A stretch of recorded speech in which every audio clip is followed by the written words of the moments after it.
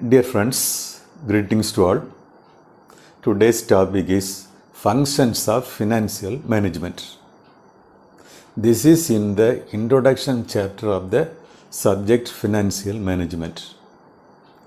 Before studying the topic functions of financial management, let us understand about the objectives that we already studied that objectives of the financial management is based on three decisions, that is financing decisions, investment decision and dividend decision.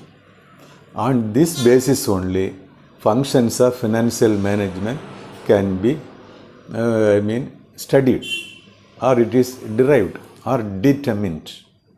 So there are, I think, 7 different functions given. Don't confuse, you just understand these 3 points only. That is financing decision, investment decision and dividend decision. That you should keep in mind. And 7 points are there means first 6 points are related to 3 aspects. That is the financing decision, investment decision and dividend decision. First 6 points. Let me tell that 6 points. Estimation of capital requirement. Then determination of capital composition. Third one, choice of source of funds. These 3 are termed as financing decision. Okay. So financing decision you keep in mind. That is estimation, then capital composition, then source of fund. Estimation, capital composition, source. That's all. Then fourth one is investment of funds. Fifth one is disposal of surplus. Otherwise dividend decision. Then another 2 points are given. That is management of cash, that is related to working capital. So all others are related to long-term capital. This is related to short-term capital. And last one is quite natural, that is financial control. That's all. So first 6 one, very easy, that are related to objectives. Then 7th one is related to working capital. Last one is related to financial control. Now let us study very briefly these aspects, because already you have studied means it is easy for you. First one is estimation of capital requirement. The financial manager should decide that how much amount of capital is required for a concern. On the basis of the fixed capital requirement and working capital requirement.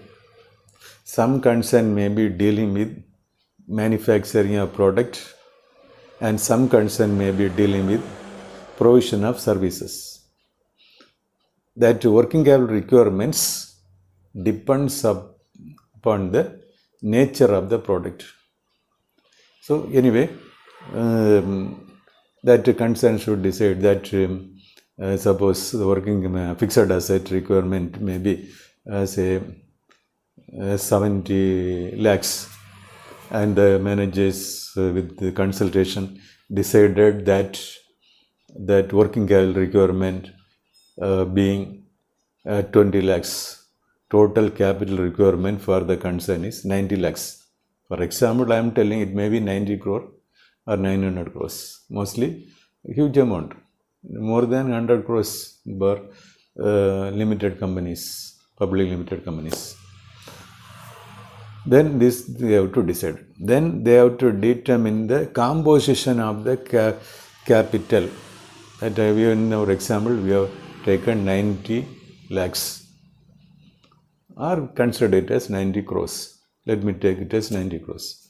Then how much would be the own capital? How much would be the borrowed capital? Own capital means contribution by the owners, otherwise known as equity. Borrowed capital is known as debt, borrowed from banks, financial institutions, and through debenture, issue of debenture. What would be whether it would be equal 50% and 50%, that is 45 crores and 45 crores, or more own capital, say 70% own capital, so that is 63 crore, and 30% borrowed capital, that is 27 crores, altogether 90 crores.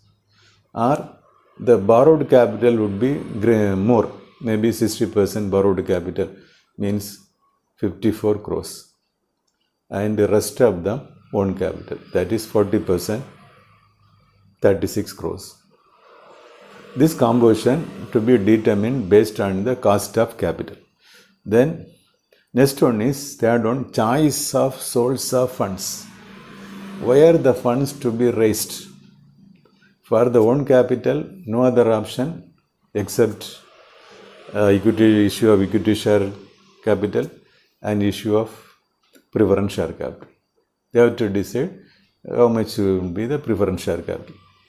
Then in the debt, that is borrowed capital, how much would be from banks, which bank to be selected, how much would be from the financial institutions, or how much would be through the debentures, that they have to decide based on the rate of interest. Sometimes some concession the government might have given for some industry, so they can utilize that.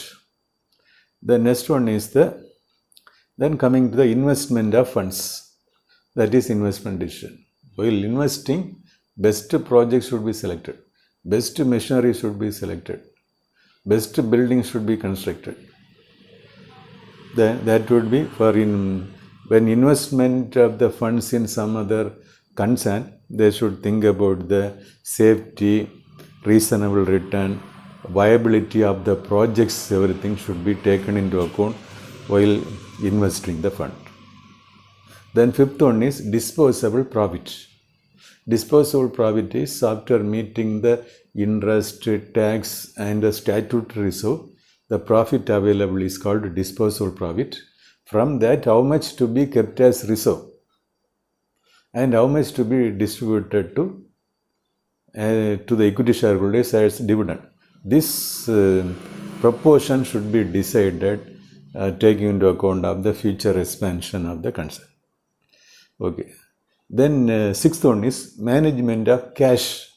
This is nothing but working capital. That is the cash required for meeting the day-to-day expenses. Payment of wages, salary, purchase of raw material, payment of rent, electricity, telephone charges, traveling charges, everything is coming under working capital.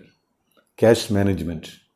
Then cash management should be that excess cash should not remain in the concern, in the stock, raw material, as well as shortage of working capital, cash should not be there. There should be a balance. Excess fund available means idle funds. That is also not good. Like that, they have to decide the management of cash or working capital requirement. Then last one is the financial control. Financial control means in all aspects the financial manager and his team should take into account whether the fund is properly utilized in all sections of the concern.